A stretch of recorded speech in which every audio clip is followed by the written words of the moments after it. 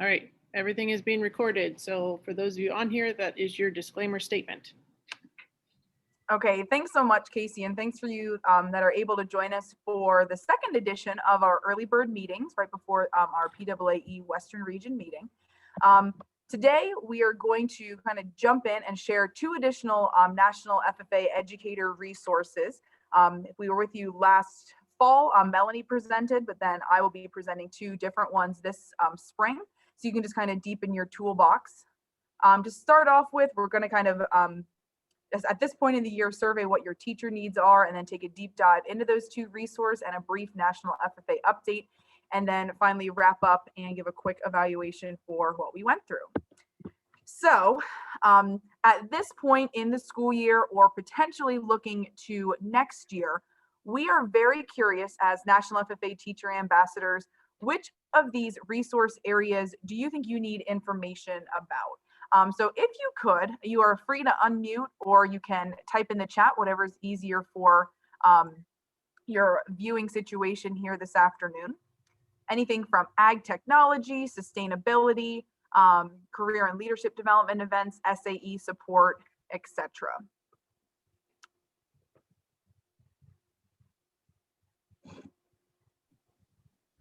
I'd be interested in more of the middle school curriculum stuff. Okay, that's awesome. And Renee says middle school as well. Yeah, I think that's really kind of an emerging area here in Pennsylvania, and I'm excited to see how we can work with the commission to kind of bring that to fruition. I also know that CASE is developing like a middle school like Ag Explore curriculum. So yeah, I certainly think that's the future and something we need to be focusing on. So the reason I kind of pose these areas in particular to you is just to kind of show and align that a lot of times we think of like National FFA just as like a place for CDE resources and just kind of like proficiency help and things like that. But each of the areas that were listed, you can see that there is a National FFA educator resource available. So a lot of us were focusing on the middle school ag curriculum. Specifically, what they have developed so far is a food insecurity curriculum from the National Wildlife Turkey Federation, and then actually a middle school food and ag literacy curriculum. And I feel like we had featured that in one of our other presentations, potentially for the one we did with National FFA Week planning. So the point is resources do exist in these areas, so don't feel like you need to be searching on like other spaces, but National FFA has done a good job of creating those already for us. As a refresher, we'll be sharing a folder of resources after this workshop concludes. Melanie did a great job of putting together a short 2-minute video that shows the different methods to access these resources. So you'll have a copy of that, but it's pretty straightforward, straight off of the main National FFA page. So this is what we're here for, two resources in under 20 minutes. We're going to discuss the AFNR value chain, and then also advocacy and literacy models, which are a good follow-up to the all-in conference that Pennsylvania FFA just presented. So I know for us in our introduction to ag class, we're kind of bringing some closure to the bunch of different units that we covered throughout the year. So this resource covers all of the different stages of production that it takes to produce a product, research and development, transportation, logistics, sales support, all the way until it reaches a consumer. The cool part about this resource is it's a standalone micro site. So once you go and find the resource on National FFA, all of these individual icons become clickable. So very easy to utilize for whatever type of project or lesson that you would like to lead. And it's actually, this content is updated and links to other National FFA resources that have been developed biannually. Since it is its own microsite, a different way that you can access it instead of down here from, I guess I don't have the ability to annotate like I usually do. Instead of down on like the bottom left with the educator resources, it's a standalone program, so you can access it there as well.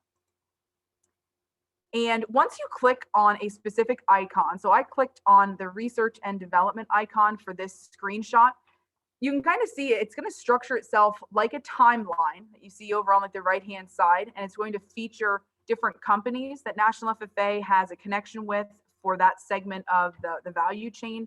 It's going to feature careers, which I think is really helpful for students thinking about making a connection to their life after high school. And then in the center, you do have a direct link to specific lessons and video resources that connect to that stage of the value chain.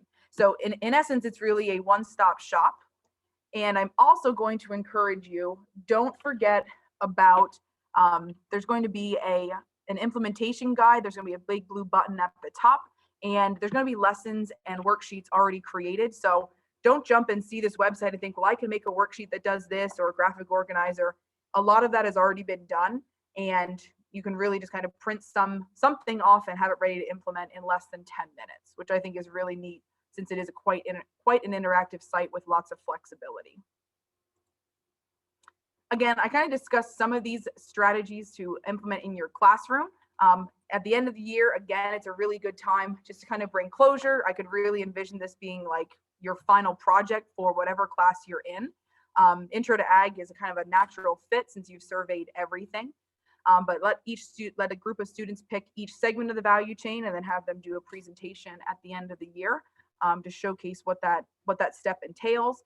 Again, lots of SAE ideas built in there if you're doing a lesson on SAE selection. And there's going to be choice boards in that implementation guide, so you can let students pick how they want to explore the microsite. And certainly a career showcase with however you implement career like exposures and connections in your curriculum. Any other thoughts that you guys have for where you see the value chain fitting in? And again, feel free to unmute or type in the chat. Melanie has the resources there for you if you'd like to explore on your own.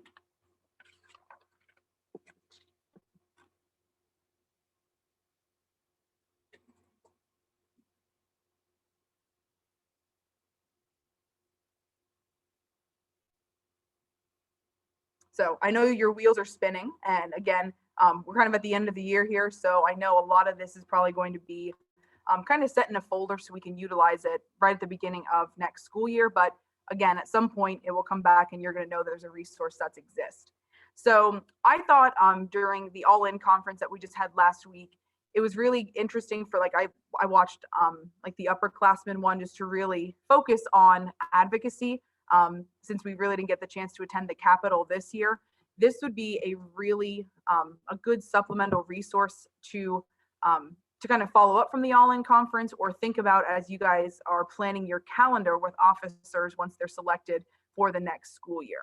So the cool part about this is, again, there's a lot of different chunks.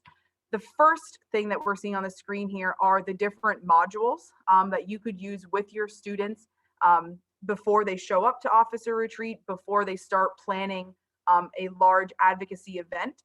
The modules are focused on the different audiences that you will interact with as an FFA chapter throughout the year. So we can see there elementary students, peers, and then also the community. The Let's Advocate module is just very kind of introductory in nature that goes over like the do's and don'ts and some good strategies as you're getting started. But then each of these age groups also need to be targeted a little bit differently. And then it talks students through some different scenarios and thinking about how they can really connect best with those audience. Again, this is a standalone kind of resource. It's kind of like a supplemental program itself.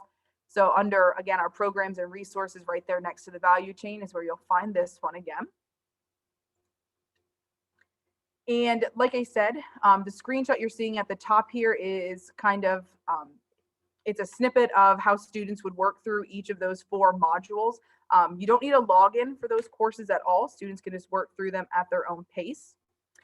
The second feature of the advocacy and literacy materials is in the bottom left here.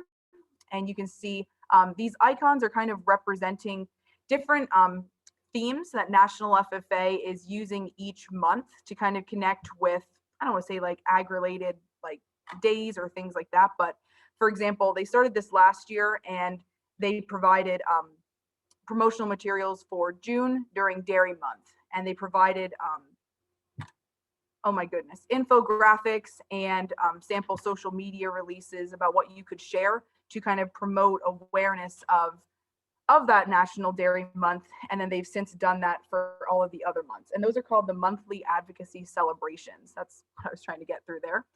And then finally, in the bottom right-hand corner, you kind of see this 4-phase planning cycle. For those of you that do National Chapter Awards, you may recognize that it's kind of structured very similarly. But specifically for the advocacy piece, National FFA has come up with an implementation guide that will help students work through planning an event. And again, it'll take them through like those 4 steps.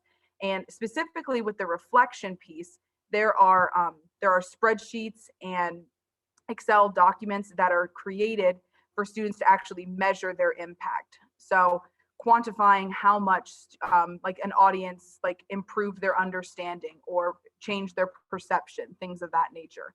Really helpful if you are doing national chapter and are looking for ways to actually measure what your impact was. But they've developed some pretty neat tools in the advocacy implementation guides to help you with that.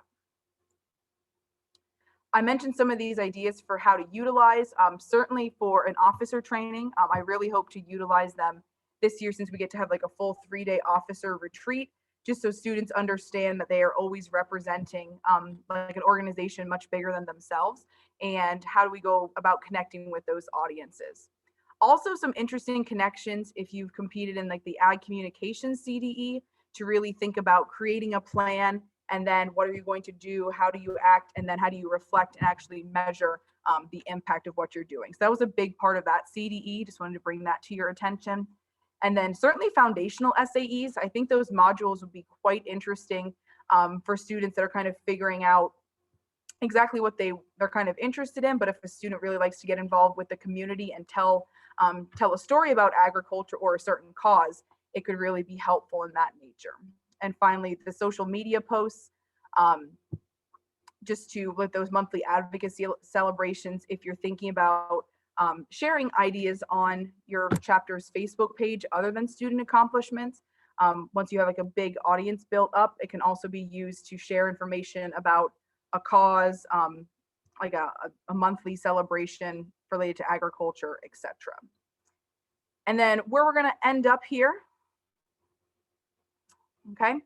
So we kind of went through 2 specifically, but then there were a couple of different facets under each of those. So they kind of broke down a little bit more. And also at the beginning, we kind of went through the list of what your needs were, and then connecting it back to some other resources we weren't able to go through today.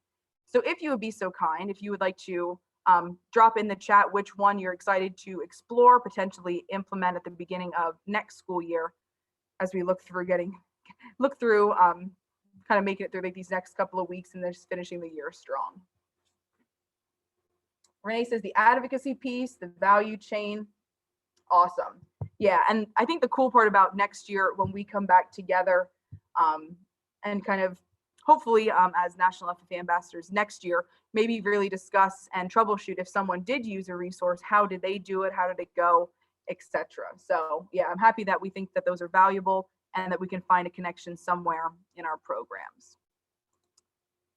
And I think, wow, this was the fastest one yet, Melanie. This was crazy. We actually have time before everyone jumps on. Again, National FFA is really, really driven by data, and then really pushing Melanie and myself to keep improving for future presentations. So Melanie's going to put that link there in the chat if you don't have your phone nearby.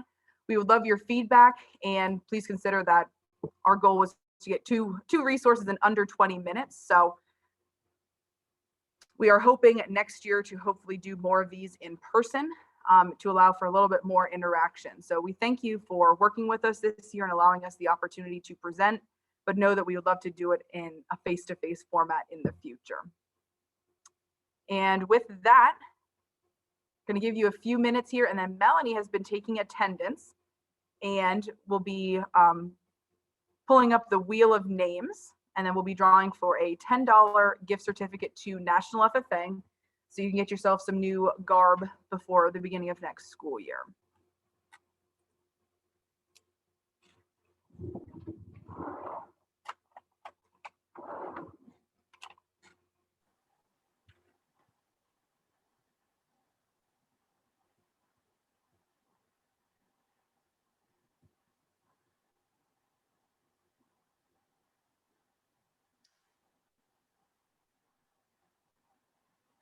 I'll give just another minute here.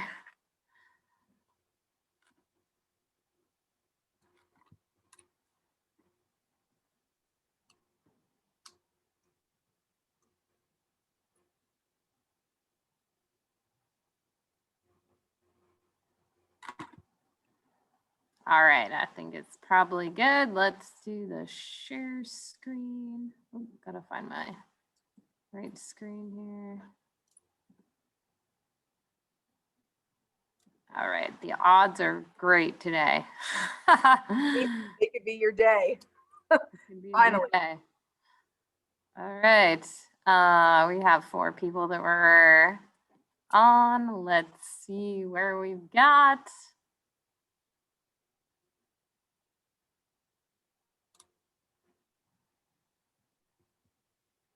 Nick Eisenberg, you are the winner of the gift card.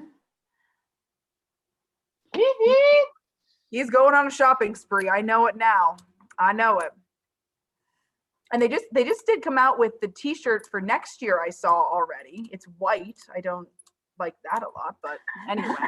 No color options. I Right? know. The saying on the back though looks kind of unique, so I'm excited about that. Oh, and then so I apologize, everyone. I meant to steal a slide that Melanie had put in her presentation from like the previous region, and it was just to kind of give an update that National FFA does have kind of like a contingency plan for like the career development and leadership development events. So I will, and Melanie, potentially like when you send out like your folder of resources, I know it's in there, but pay attention. If you see things coming out from nationals about, I forget exactly what they call it, but there's literally a plan for the majority of like the career and development events that are kind of outlining, are we accepting like just the gold medal teams? Must you compete beforehand? Is it fully virtual contest? Is it a hybrid contest, etc.? So really, as you're starting to train your teams and get students prepared, just kind of look ahead a little bit to see if you were hoping to have like a state winning team, what your summer could look like in terms of preparation and when those contests actually start, how much of it is done beforehand, and then how much of it is done at convention if your contest is even going to happen there at all. So just pay attention to that and know that that is not a secret, but as soon as Brammer hears anything, he said he would pass that along as soon as it's able to be shared publicly. So that was the National FFA update I forgot to include. I apologize. I did put the link to the chat in the chat that you can go right now to that website and say, oh, I've got kids competing in this, and what do they have in store already for what their thoughts are. And other than that, thank you guys so much. I know it's a chaotic spring here, so I appreciate you giving that extra half hour, 20 minutes here just to kind of keep building your arsenal of things to use in the future. So I'll turn it back over. I assume Carly will be running this meeting. So I guess Carly, will turn it over to you whenever you want to get started. Hi, everyone. Darla, should we change the host, or do we have to, like, if I'm gonna go, do we have to change her the host if John's not back, or is somebody else? Can you see if anyone else is? I think I'm a co-host as well, and Casey is. So Say, I am too. oh, and Renee, good. Great. I don't know how that stops if we hit recording. If we hit stop, I think it'll be okay because I have like that little icon next to. Well, Everyone else does. if you remember, I last just have to year, go to a track meet. I don't want to shut the meeting down if I leave. I've done that once or and twice. John's still technically on as host, so Oh, he okay. just isn't at his computer right now. So Then we're fine. we Can, should- can somebody who is a host share the agenda? Is that possible? Like Yeah. present your screen? Nick, do you want to put it in the chat there, the shared folder and stuff a while as well, and we can get people sign in for attendance, but I can maybe in a moment share the agenda. The link for the shared drive, all the documents that we'll be covering tonight should be in that link, along with the attendance sheet. If the attendance sheet is not working, please let me know, but I believe I'm starting to learn how to figure this out, and I say that every time and it doesn't work, but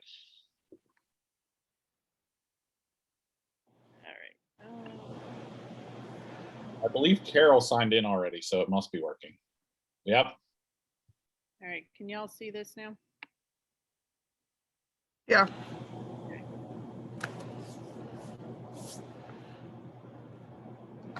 All right, so I guess we can go ahead and call it to order and get started here. Do you have any introductions to make? I don't think at the moment, I think based everyone- on who's in here. I think we're pretty good. So officer and personnel reports. Casey, do you want to go ahead and get started? Yeah, and honestly, I usually just try to go through an overview of what I've done since we last met, and as a region, haven't met since, October-ish time, but I've met with probably most of you that are on here for various reasons, CDE committees or other things. But obviously, since we last had our fall meetings, we had a couple different events in the fall. We had obviously the NAAE convention, which we actually had like 25 members participate in that virtual event. So that was, I think, really well done by NAAE. We tried to do a holiday gathering in December just to try to get folks together, support each other, just to try to see each other as well, even though it wasn't in person, but a little bit of FaceTime, if you will, to communicate with our members. And then just a lot of meetings over the last couple months here, meetings with the Policy and Bylaws Committee as we've been working on those revisions over the last couple months. We'll talk about that more later when we get to that committee report. The Pennsylvania FFA Foundation meetings, and the foundation has been excellent this year as far as really helping us with website things and trying to make improvements to the organization, really being very supportive. And then obviously we recognize them with our PAAE awards as one of our cooperating organizations. We had 2 board meetings, one in January and then another one in March. We've been having a lot of meetings about summer conference planning, which we'll also talk about later on. We held for the first time 2 financial wellness seminars. So worked with Deb Seibert quite a bit on that to try to get those organized. And I think they both turned out really well. I heard some good positive feedback from folks that did attend those events. Then also participating in some commission meetings as well, and continuing to have a good relationship with Scott and the folks on the commission to help promote our profession basically. The other thing I have on my list of things that I've done is the National Policy Seminar. And we also had a few members attend that. We did kind of open that up to members. Being a virtual event, it was much less expensive. Didn't have all the travel costs and stuff associated. So we were able to support a couple additional members participating in that this year than we normally would have. So that's kind of my rundown of things that I've been doing over the last couple of months. Does anyone have any questions?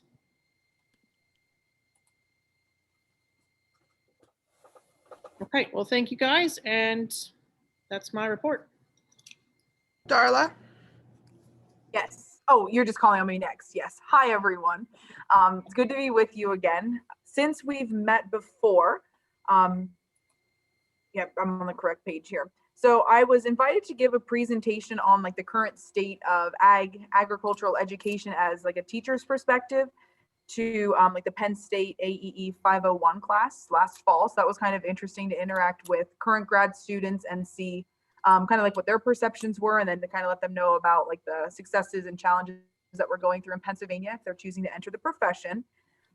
Like Casey said, attending the virtual NAAE convention as well as National Policy Seminar. Cannot speak enough about those events and would encourage anyone that has the time or interest to attend, and PAAE makes it possible for those individuals that want to go, make that available as much as we can here. And finally, I continue to be involved and kind of keeping abreast on the Science Standard Revisions Committee.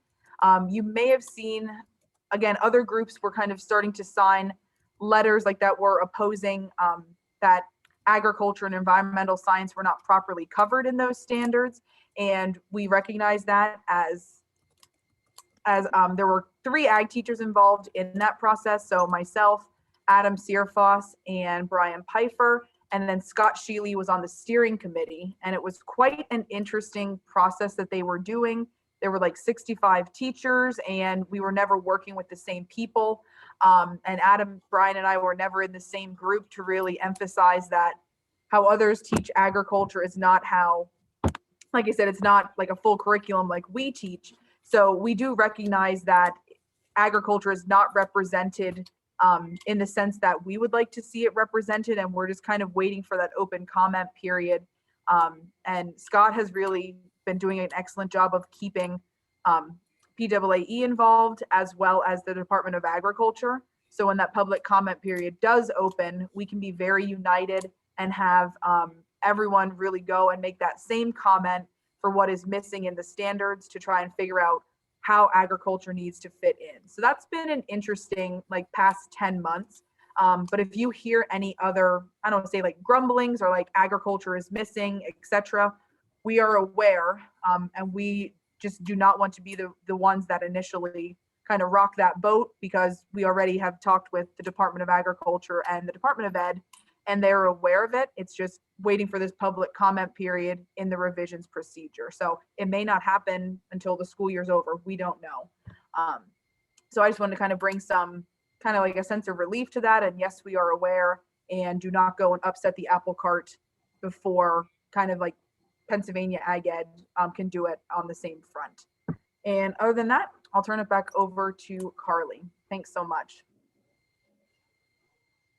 All right, thank you, Darla. David, do you have anything to add?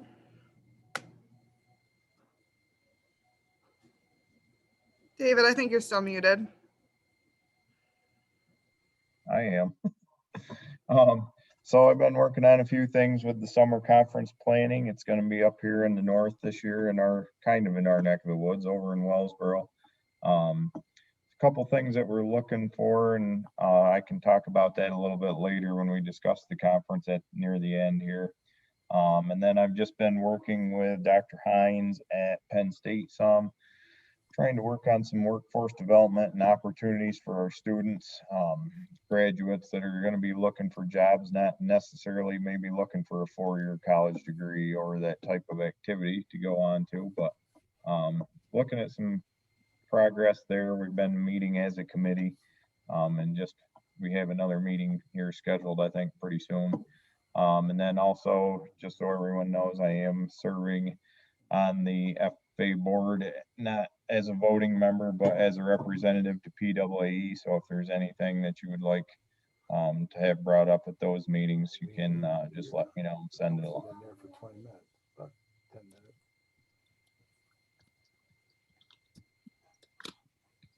Perfect. Thanks, David. I think I saw Brian Campbell on here. If you would like to give your treasurer's report, please.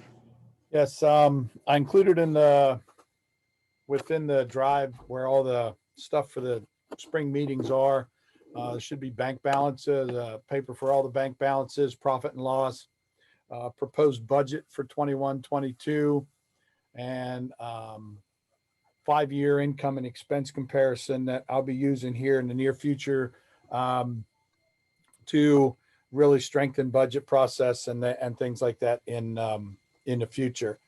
As you can see, bank balances are very strong. General checking is 72,208. General savings is 42,210. General scholarship savings is 31,697. And our total money available in PAAE accounts is $146,116.66. Been a very easy and light year. I know things will catch up, start going crazy here probably in the next few months for summer conference, but that's okay. Currently waiting on 2 checks. Mike Bramer informed me that he has filed the purchase order for PDA grant money this time around for the final 55,000, of which 11,000 stays with us. And then I'm also waiting for the check from Penn State for our summer conference startup money of $4,500. Final membership, I believe, is finished. Membership is pretty strong. PAE 112 active members, NAE about 100, and that doesn't include our lifetime or any of those. We've received a bill from our accountant for $1,150 for 2019, which is 2 years back. Basically, both Darla and I thought that was late. And when I contacted them, they said, yes, it is, because they forgot to bill us for the initial round of our IRS debacle, that we're still in the process of waiting on the final year. And we'll still have another, I just received another bill from them for 2020 for our last tax round and everything else. Again, I'm still waiting for the decision. The only other thing I have is, and it's number 8 on my notes that should be on the Google Drive and you can read over it. One of the things that I'm going to concentrate on budget wise over the next couple years is our relief fund. We really don't have any. We had a member actually utilize or use that money this year. And we really didn't have any. We had very little to give. So what I would like to do is see if there's a way, and this will be discussed, I think, in depth at the summer conference. Somewhere around, if we could start to budget $20 per member, and this would be on top of, we could add it to our dues. I know the schools that pay dues may not cover it. Hopefully we can get membership to send that in and be able to utilize both for our Sunshine Fund and our actual relief fund, that I could get a savings account started, that if we do have a member, something happen like we did this year with Joanna McKelvey in the West, we're actually be able to support them more than what we were able to this year. Joanna was also able to get a hold of somebody here in PAAE contacted NAAE, and they sent her $500 on top of. So I would like to be able to support both PAAE and NAA relief. And that's something that I'm going to be concentrating on, and we'll definitely discuss this summer at the conference. So any questions? Okay, thank you. Thanks, Brian. Nick? All right, good afternoon, everybody. I just put in the chat the link to the shared drive. If you have not accessed that yet, it will have all the documents that Brian just spoke about and any other representative reports that we'll be going over here in the meeting. The other important piece of that is the attendance sheet. If you would please sign your name on the attendance sheet that's in that folder. It's down toward the bottom. It's a separate document itself. I would appreciate that. But as Brian said, we finalized membership earlier this year. He gave you those numbers. Next year, moving toward an electronic membership, working with the Pennsylvania FFA Foundation. So we'll be able to collect memberships electronically. People will be able to use a credit card, debit card, and we'll also have the old paper standbys as well for those who are running purchase orders through school districts and so on.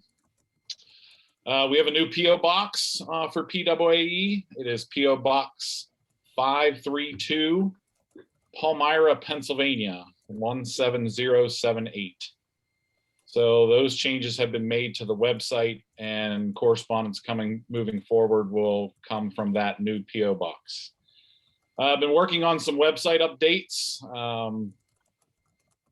and just some of the day-to-day activities that, collecting the mail and other correspondence that comes in concerning insurance and other things. So if anybody has any questions, I would be happy to take them now.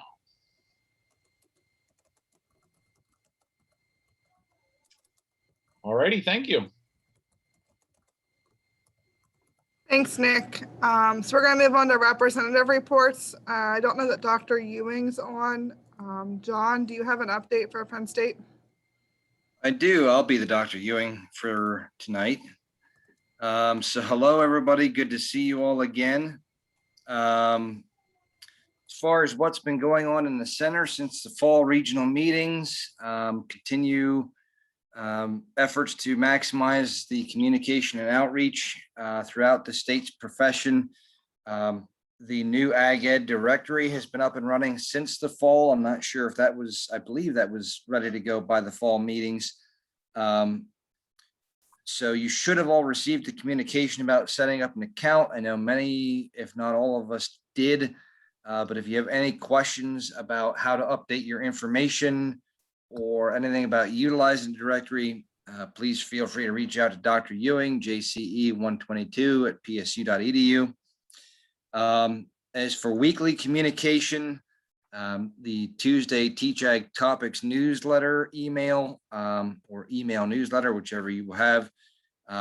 If you've got anything to get into there, please get it to Beth Matthew, BLM 157 at psu.edu, preferably by noon on the Friday before you'd like it to go out. And I'm happy to report that while the center has since lost a team member since the fall meetings, that as of yesterday, we have happily gained a new team member. Miss Erin Mazzino will be Tara Ingram's replacement as our administrative staff coordinator. Again, she officially started yesterday. She was on our first center meeting this morning. Very, very happy and anxious to have her on board and get her up to speed with all the things that we have going on. She certainly has her work cut out for her. So I'm sure you will all be seeing her at some point in time. In one way, shape, or form, you might be getting an email from her as she starts her duties with the center. I don't know how much Dr. Shealy, I saw he was on his plans to share with the commission report. But as you may know, the commission has sort of contracted some work to be done through the center with some commission funds. Part of that work being occupational advisory committee specialists.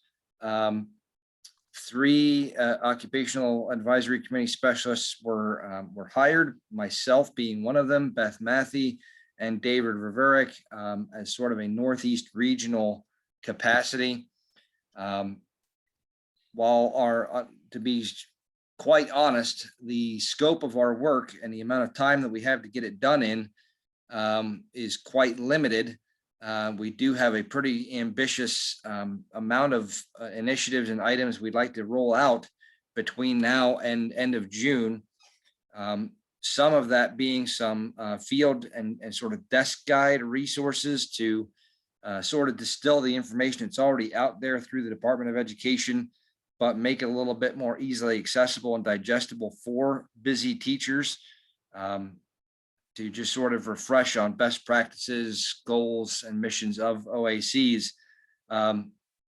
So in addition to those materials that we're finishing, and when I say finishing, I mean they are finished. They're just kind of getting made and formatted into a pretty and a presentable version.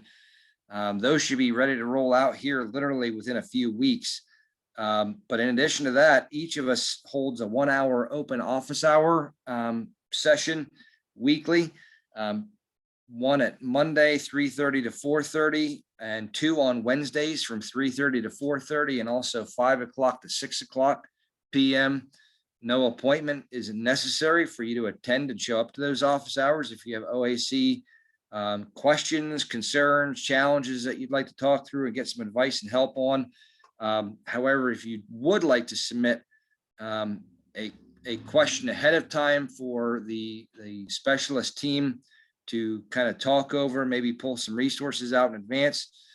There's a link both in the Tuesday Teach Ag Topics email newsletter, as well as in the center's report that should be in your spring regional meetings folder. Graduate student Kendra Flood has been working under Dr. Kevin Curry, doing some really great work on extended contracts, and a form is being created that can hopefully be used to help you all potentially negotiate more extended contract days, or just getting extended contract days if you're in a position where you don't currently have them. And the hope is for that form to be ready to go by this coming fall. We're wrapping up our year of biotechnology programming. We just had a wonderful bioinformatics and CRISPR technology workshop 2 weekends ago. And we've got another 1 or 2 events lined up to wrap up this calendar year of programming. Stay tuned as part of the 2021-2022 PAAE Summer Conference as we announce the thematic programming for that coming academic year at the conference in July. New and beginning teacher, Beth Matthey, is still running that program with numerous touch points, both in person and online throughout the year. If you know of a newly hired teacher, please that is not participating in that program, please send them to Beth and she can get them going in that program. Also, again, I don't want to, it's noted in here as far as the new and beginning teacher happenings that's been going on.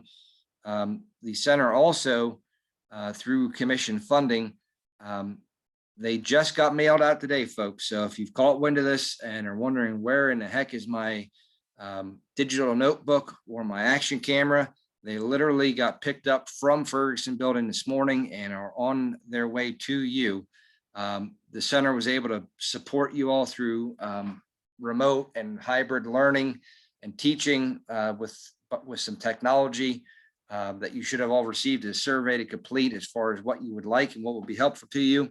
So I'll let Dr. Shealy talk more about that during his report, but recruitment, apparently our recruitment efforts have been going well. If you know of any prospective students that are interested in majoring in AEE, please send them to Dr. Ewing, again, JCE 122 or Beth Matthey, BLM 157. And if you look at our pre-service cohort lineup there, our recruitment efforts have seemingly paid off for the upcoming cohorts, which is fantastic news. We have 8 that are, let me back up. We now have 7 that are finishing for this spring. Hopefully we're going to see them all land jobs either in PA or in a surrounding state. But then for 22, we have 16 that we just got done doing placement interviews for 2 weeks ago. And while we'd love to see these increased numbers, man, oh man, did it make that week and the subsequent weeks pretty difficult to play catch up after spending 16 hours plus going through those candidate interviews to find out where those pre-service teachers are going to be student teaching.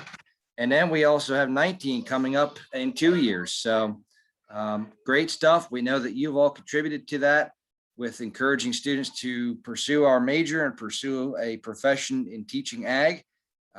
So we thank you all for your assistance with that and hope the trend continues.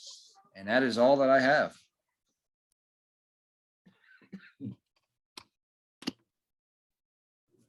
Thanks, John. Mr. Brammer, updates on PAFFA. Thanks, Carly. In the Google Drive that Nick talked about is a report from FFA. I'm just going to highlight a couple of things that's on that report, let you go look at it at your leisure. But there's a recap on there about the Midwinter Convention that we recently conducted back in January. That video for the Midwinter Convention is still posted on our YouTube channel. And if you're not sure where that's located, just go to YouTube and search PAFFA, and you'll be able to find our channel. Also on that channel, you'll find all the Inside the Jacket videos that we've posted this year. There are now 21 different videos. And if you remember, all those are like 3 to 5 minute videos about all things Ag Ed and FFA. Officers had a blast doing those. I think that's something that may be continued in years to come. But for this year, we've got 3 series, total of 21 videos, and they're all posted on YouTube. And they are now visible to the public. So they're not any longer private. You can share those links with anybody you want, and they can go watch them. So again, take advantage of that. A couple of new charters we've done this year. Otto Eldred up in McKean County, and also the U School in Philadelphia have both been chartered. And we're also working with about 4 different schools with the hopes of maybe getting them on board sometime here within the next year. So we're growing, and there seems to be a lot of interest. So we'll continue to work on all those.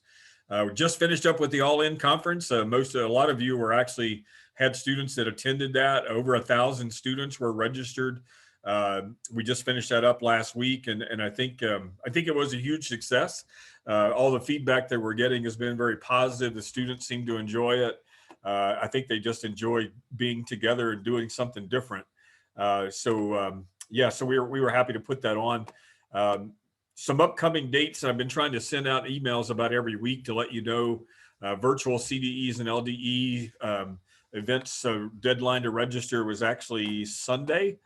If you miss somebody, just be sure and shoot me an email or let Alex Barzidlo know, and we'll try to add them to the list. It was an early registration deadline so that we can try to get some planning done for those virtual events. So yeah, reach out, let us know if you miss somebody. We'll try to get them in. Also due this past week was the affiliate forms. If you did not submit an affiliate form, please do so immediately. We're starting to check those against the rosters and make sure that your rosters are up to date and submitted by May 1st. As I've been telling some other folks, if those forms and your rosters are a little off, don't worry about it. It's not a big deal. They don't have to match perfectly.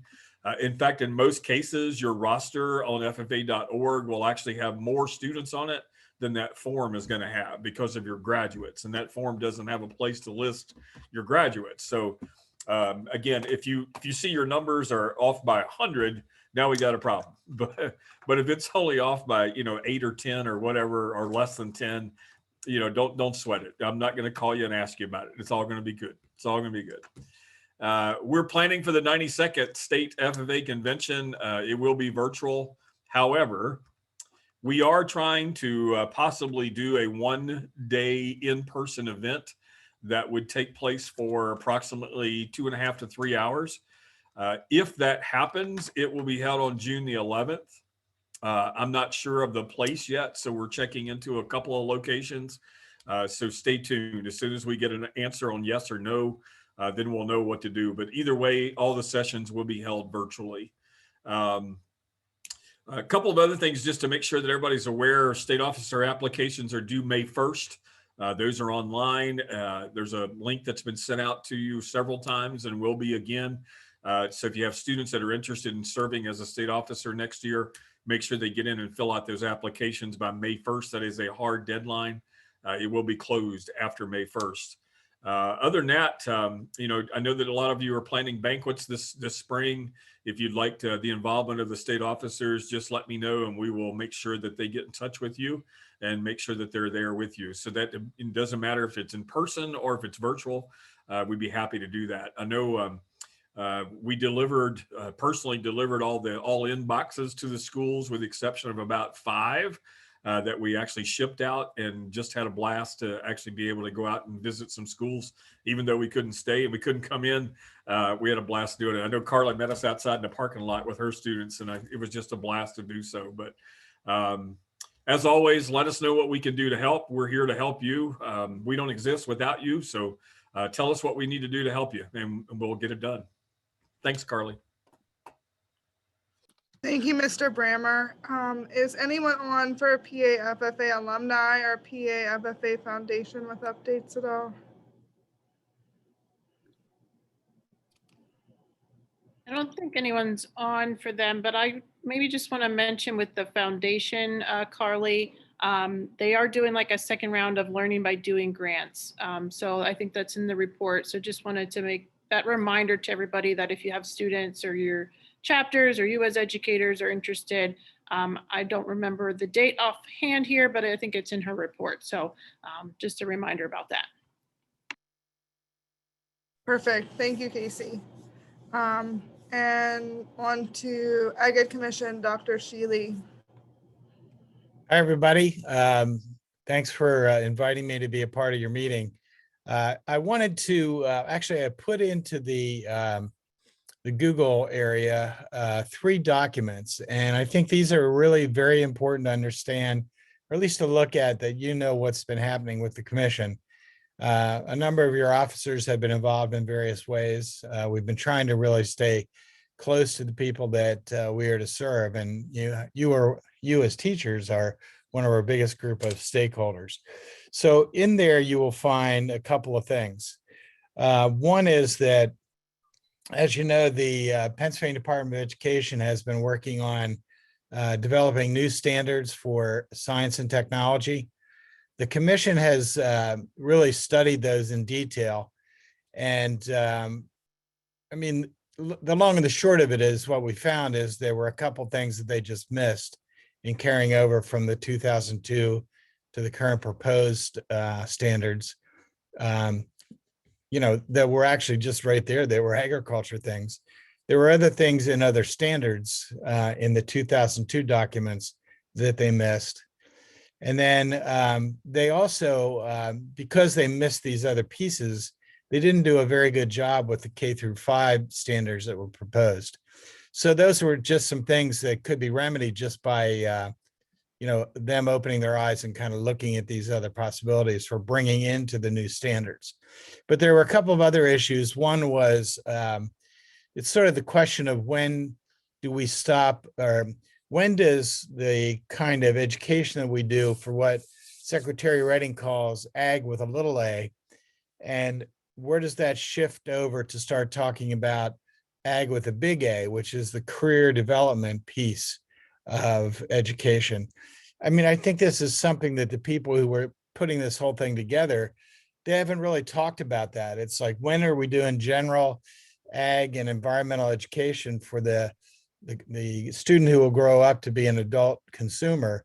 And when do we start talking about career type issues? So we've raised that question really, really strong. And, we hope that that's one thing that they're going to be taking a look at. And then really just the idea of, where does career development fit into it? So again, as you hear things about the standards, if you want to see the real detail of this, the document is in the Google Docs. And if you have any questions or anything like that, I'd be happy to answer those. It's a very detailed, it has a lot of footnotes. It can actually get you to the source of the documentation. So that's one thing.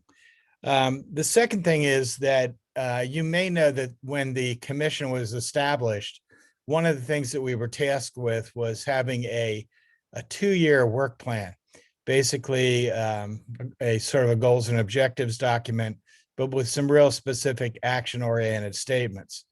So that actually, we're in the middle of the 2 years. That actually began last year. And we recently did an evaluation of how well we've done in fulfilling the action steps that are a part of that. So I've included that document just again, for information's sake. I think what you will see in that is that many of the things that we have, we the commission have sponsored in terms of putting dollars into projects are gap fillers. They're the things that we already had identified as being big issues. So John talked about the OAC technical assistance, about Carol does the SAE technical assistance. Most of that is funded by the commission.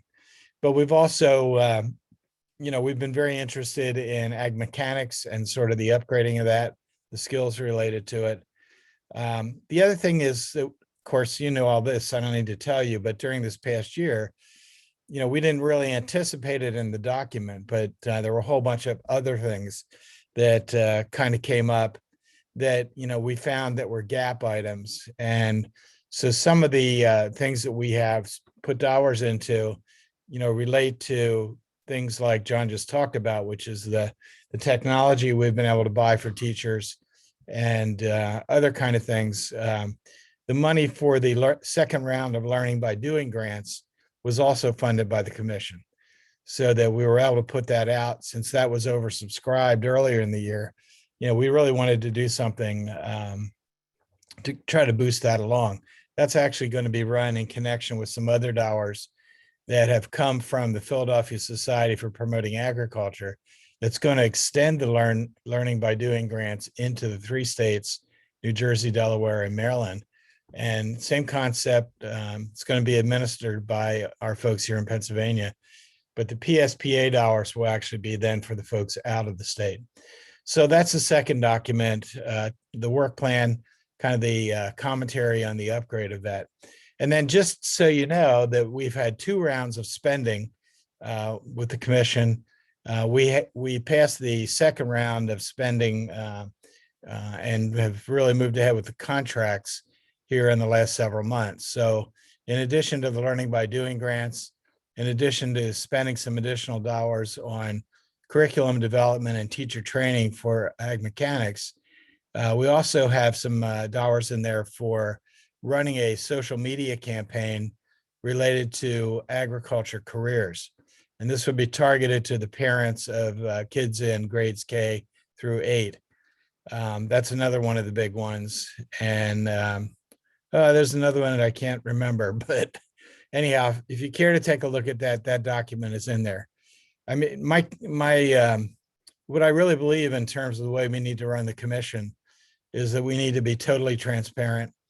And I've tried to, over the last couple of years, share all the documentation that has come through. There's no secret about this. We are intending to provide gap fillers, identify the gaps, and then provide ways to fill the gaps. And we think that that's what's been happening. There will be a report to the General Assembly, probably a little bit delayed from the May 1st deadline, probably into early June, and that will have a lot of this content in it. So, I think it's been active, but we've been trying to be very directed toward the gaps, and that will continue to be our strategy as long as I'm around and we can continue to lead it in that direction. So I'd be happy to take any questions that you might have. And also, you all know where to find me. If you look at the documents and you have questions, happy to answer those at any time. So that's my report.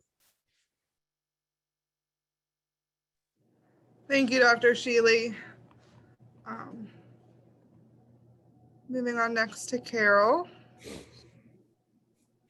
Hi, everybody. I have been busy working with American Degrees. We have submitted 55 American Degrees, 2-star candidates this year, and we're waiting to hear back from National FFA if we're going to have any edits this year. Haven't heard anything yet.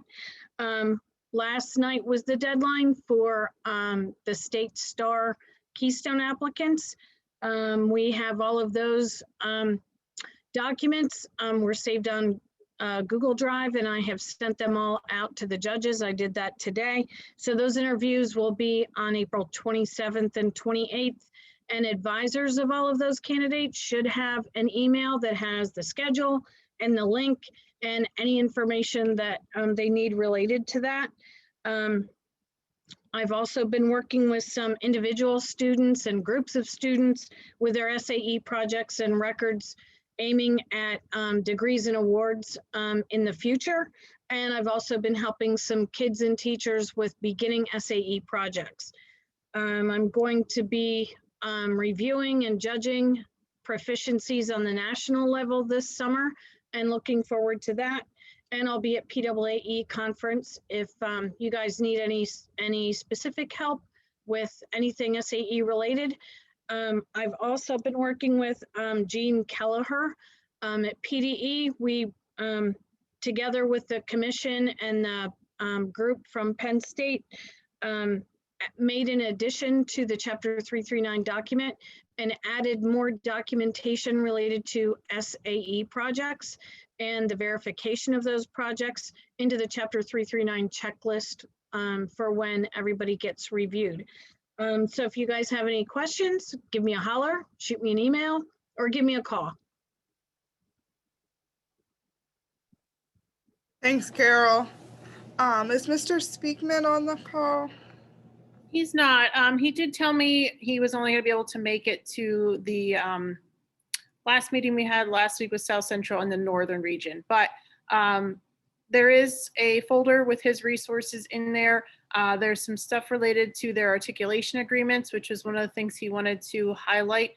I know at Ole Valley, our students can go to Del Val with up to 15 credits just from their ag courses, and then additional ones. We've had some students go with 20 some credits if they've taken other AP classes.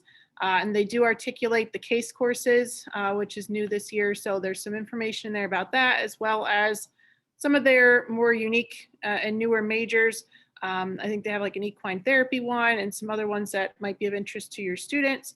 And then they also have information there as far as like scholarships. So if you have any seniors that are, or your juniors probably more likely at this time of the year, thinking about stuff for next year, something to look at and share with them.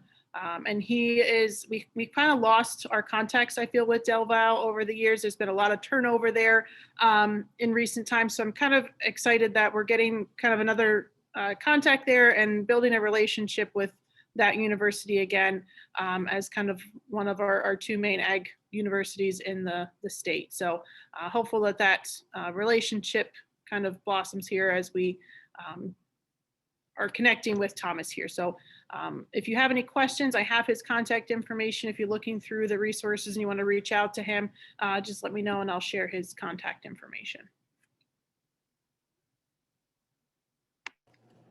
Thank you, Casey. Moving on to committee reports. I don't think Krista's on to give us an update on Member Services Committee. I'm assuming everything's in the folder for that as well.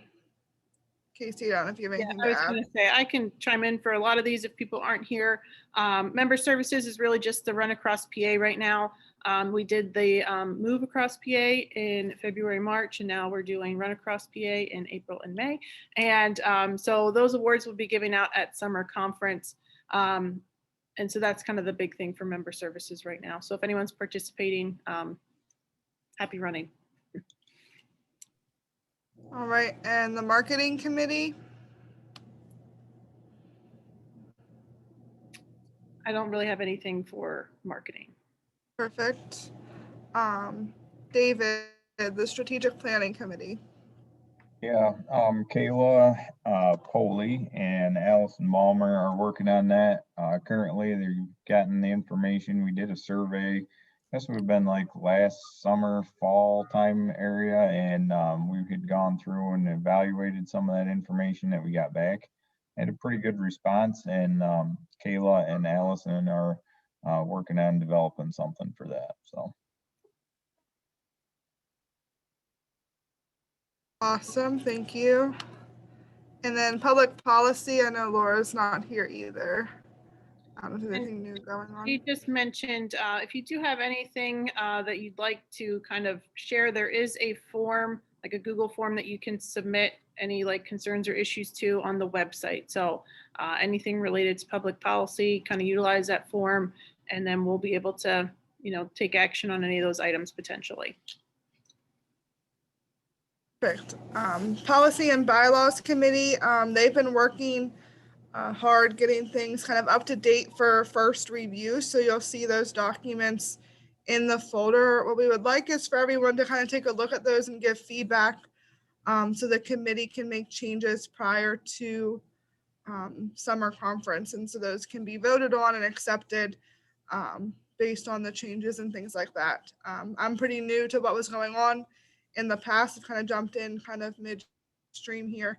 But I know the committee's put in a lot of work and research to making updates to both of those. So they've done a lot since before I started. So take a look at those, give us some comments. Feel free to email me them or to mark it up and scan a copy, whatever works for you. All right. And then the Finance Committee. I'll jump in here. The biggest thing is the budget. I shared in the last meeting, we're kind of like, I guess, a little bit behind the ball on this one, but normally we'd have an approved budget by now, but with summer conference being virtual, we didn't do kind of as much with the budget like we would have normally over summer conference, and then we kind of let it slip through the cracks a little bit here. But we do have a proposed budget in the shared Google Docs folder there, so take a look at it. If you have any comments, let us know. The board's going to approve that at our next meeting in June. And you heard Brian talk about for future budgets, we really do want to come up with some sort of plan for those relief funds for both PAAE and NAAE, and find a way to kind of somehow fund those going into the future. However we do that, is still kind of the question. And the other piece that to start thinking of for future budgets, not for the one that we'll probably approve in the next month or so, is like our lobbying and advocacy efforts. How do we want to handle that moving forward? So just stuff for you guys to kind of chew on over the next couple months, and that can be discussed at summer conference for kind of our next year's or future years, I should say, budget. But take a look at the one that's in the folder for now. If you have any feedback, please make sure, especially if you are a committee chair or something, if there's anything that needs to be modified, please let us know as soon as you can so we can finalize that document. Perfect. The Professional Growth Committee.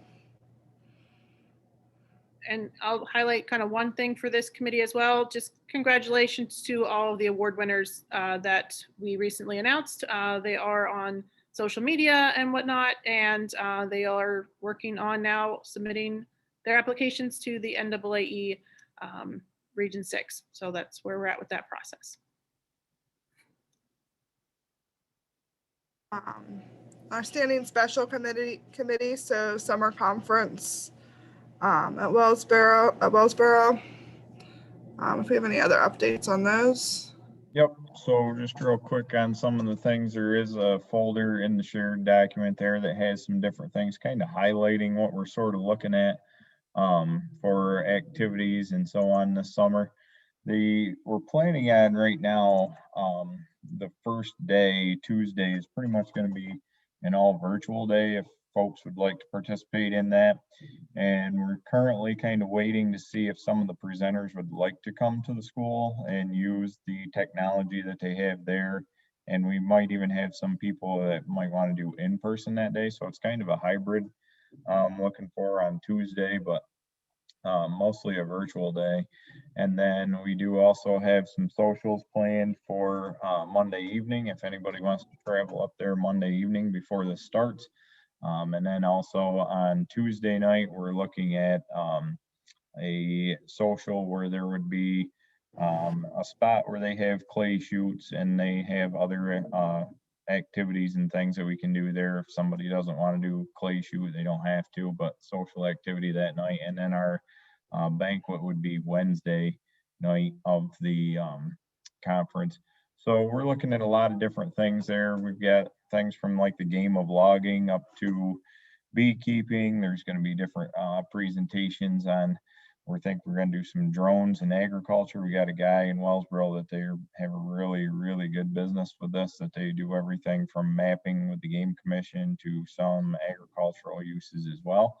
And then also tonight, I think that I'm okay to go ahead and share some of the pricing. So if to give people a rough idea,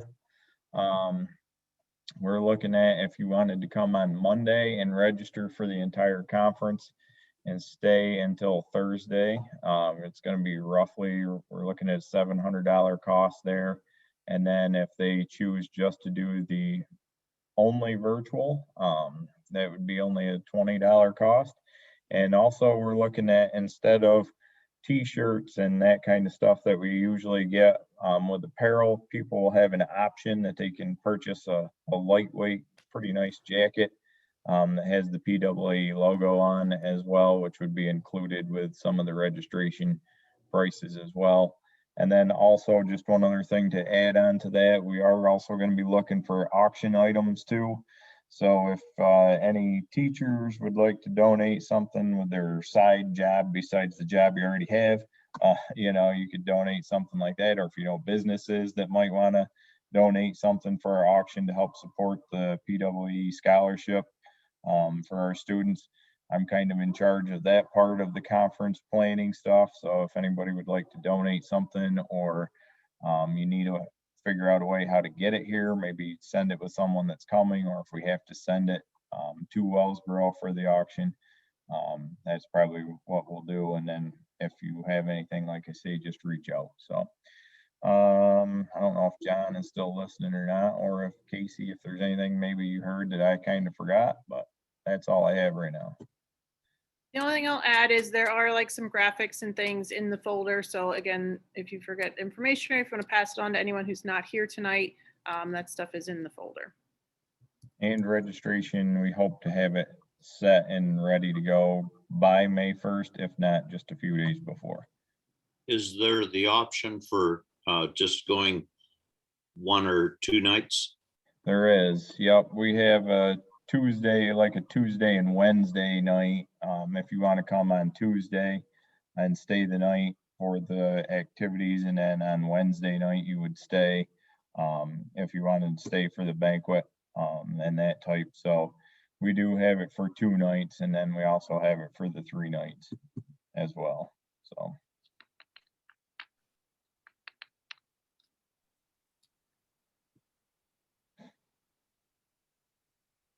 Perfect. Any other questions? Awesome. Any information on the scholarship? Just that it was sent out. So it was sent to Del Val and Penn State. So that process is started. And I think usually right by summer conference, we announce those applicant winners. So. All right. And sunshine. Anyone needs sunshine, just use the form on the website and we'll get Sarah Beth all over it. Yep. One thing that Sarah Beth wanted me to add to that too, when she does these, like recently we've been, unfortunately, you know, we've had some losses of ag teachers or family members of ag teachers. She did mention that if there was anyone else that might be a more experienced teacher, an older teacher that might know all of the addresses and that kind of stuff, sometimes it's hard to find that right away. Carol has been great with helping out with that. But if we reach out to you and might need some help to try to find where that person is or where we need to send information to, we might be reaching out to you just to let you know for any of the older and experienced teachers. Hey, Dave, I have information on the retired ag teacher group that I can share, and that's where I've gotten the information that I have sent to her already. So Okay. I have that whole list. Would it be helpful if I just gave her the link to that, I wonder? That might be a good idea. Yeah, I know she was looking, she said if there's any other teachers, the more experienced that would want to help, she would be grateful for that help, so. Okay. Here's another idea, and I haven't looked at the form in a recent time period to remember. Is there a spot on there to maybe put, like, if you're suggesting we send somebody sunshine, like, do you know their contact information or address? Like, maybe we could add that, maybe not as a required thing to submit it, but like, if you know it, include it with your submission. So that way Sarah Beth has it right away too. Yeah, it might not be a bad idea to add it if it's not there. Yeah, I don't remember, but. The last question of it there does ask for the Does it? address. Okay. If known, it's not a requirement to fill out the form. Okay.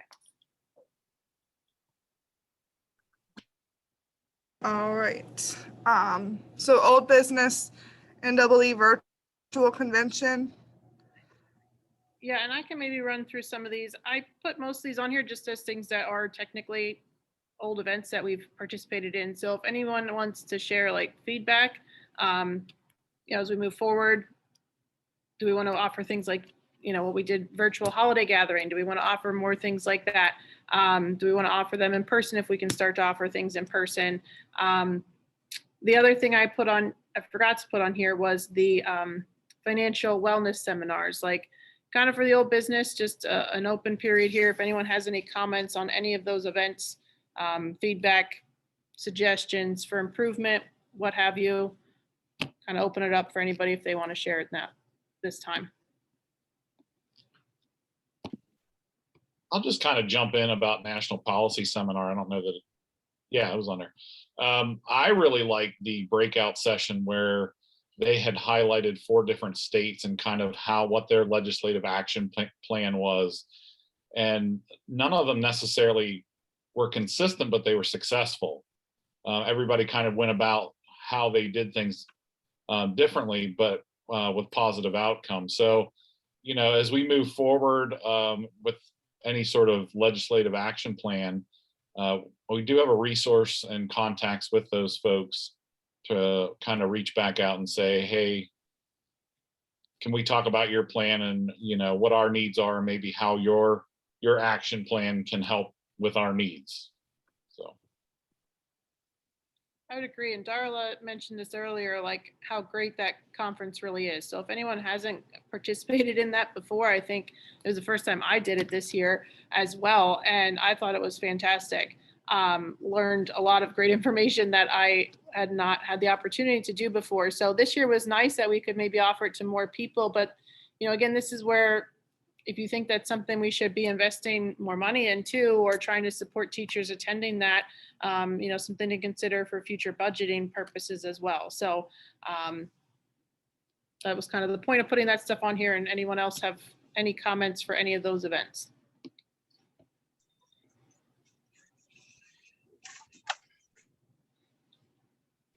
I'll just add about the financial wellness seminars. There was a few people that had emailed me just thanking PAAE for planning those and sponsoring that particular event. And I wish we could have recorded because I know a lot of people said they would have loved to attend, but just didn't work with their schedules. And I can completely understand that. But unfortunately, we had Cades Margolis as one of the presenters, and Cades has a kind of a strict no recording policy for any of their presentations. So I'm thinking, and again, kind of get feedback from each of the regions here, but I'm hoping that maybe that's something we can plan for every year. And maybe we can get someone other than Cades, but I think the Cades folks, Tim Howell did a fantastic job really informing people about 403Bs and PSERS and those types of things. They are kind of the PSEA sponsored organization for that sort of thing. So they did a really fantastic job, but my hope is that that's something that we can offer in the future. Anything else?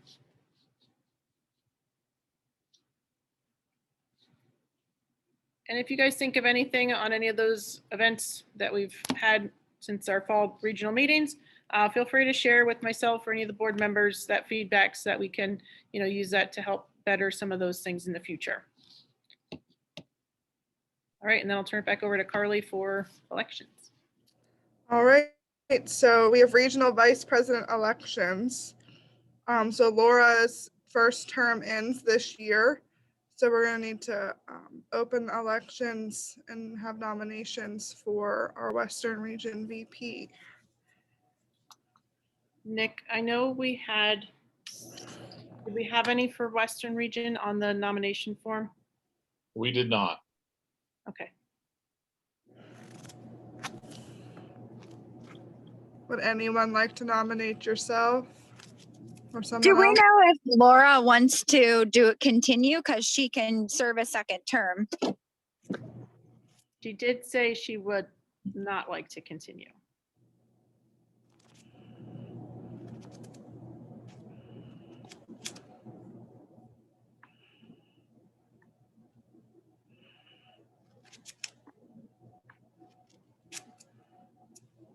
So anyone willing to step up?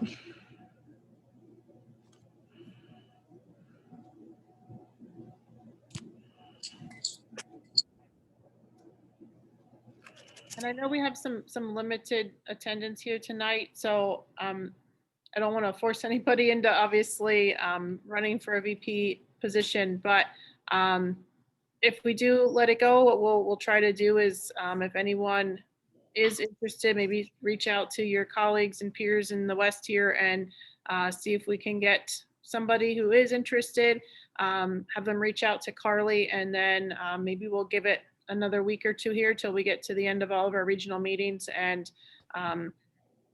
hopefully we can find someone who's willing in that time period. And we can, as long as it's only one, we can kind of just accept them into that position. But if not, we can do some sort of electronic voting if we would need to, if we can get a couple people that are interested over the next week or two here. Is everybody okay with kind of doing it that way, or would you rather twist somebody's arm? Good. All right, well then, Carly and I will maybe work together with Nick, and we'll try to reach out to some people, and we'll get that position filled as soon as we can. Okay. Perfect. So the next item of new business, are there any current needs of members?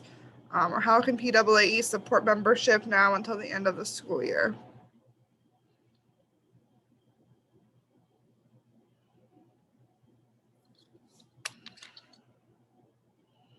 I'll just maybe chime in here with a conclusionary thing. I was rummaging around my desk obviously this week, and I feel like I'm at 31 days left of school. I don't know about the rest of you if anyone started their countdowns, but I don't know if you got this.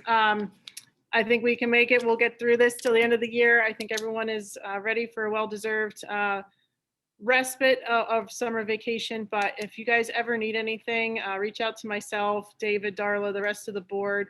PAAE is here to support you guys. So if you need anything as we get into probably a very busy May with our virtual CDEs and everything else, don't hesitate to ask for anything that you might need. Okay. Perfect. Just some final announcements. President-elect candidates complete the MOU and return to PAAE president by June 1st. And summer conference is at Wellsboro, July 12th to 15th, 2021. All right, can we have a motion to adjourn? Carly, can I ask one question? I'm sorry, I was a little bit late to the meeting. I had an appointment, but did we decide, will the PAAE conference be in person? David, do you want to just recap that really fast for us? Sure. Yep, I can do that. There's going to be an option to do Tuesday, will be a virtual day. However, we're going to probably offer that as a hybrid. We're not 100% sure on that yet. So if people want to come in person on Tuesday, they can. But Tuesday will be mostly virtual, I think. And then Wednesday is our kind of our tours and workshops kind of together. There's not a lot of other events going on. It's kind of more of a social day get together. We're going to do, there's like kayaking and hiking the Grand Canyon Trail and some of those things, but we're going to have some of the local educators and people from DCNR kind of explaining some of the things that we're going through on those days. And Wednesday night will be the banquet. And then Thursday is all in person due to the nature of the workshops. We have the game of logging scheduled for that day. We have beekeeping scheduled for that day as well. But that's in a nutshell what it kind of looks like right now. Okay, thank you. Sorry, I missed that, but yeah, okay, good. I think we all need a little road trip. Yes, so maybe we'll see you up there. Thank you. Yep, we're trying to make it look and be as fun as it can be with as little stress as possible, because we definitely don't need any more stress. So. Perfect, thank you. So yeah, any other questions or motion for adjournment? My lights keep going off.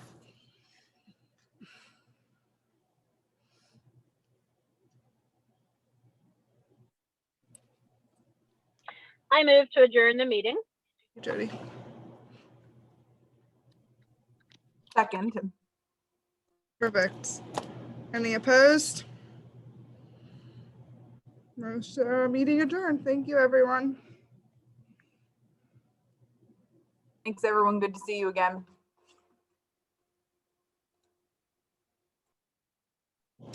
Thank you, Carly, for another very efficient meeting. I feel like the Western, we can always get done in 1 hour. It's nice.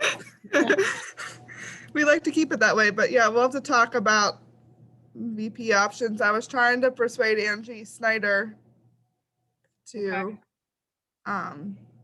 go for it, but I'll see if I can work on that through Matt.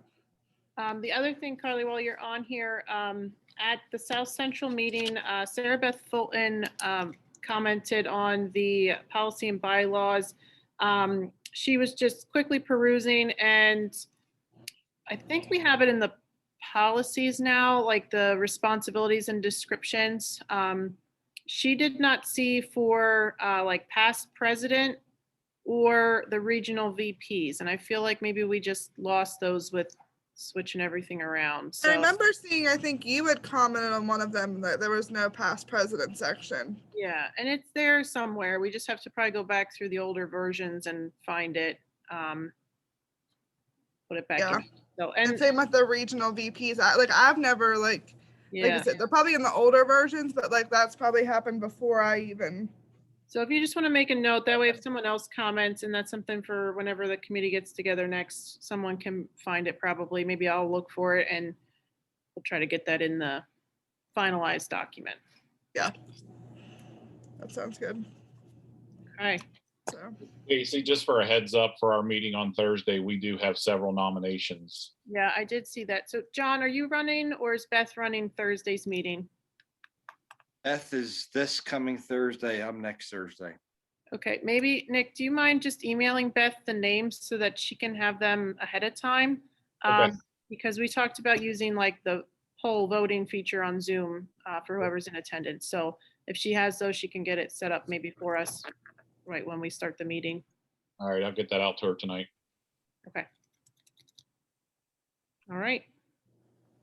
All right, everybody. Nice seeing you all. Yep.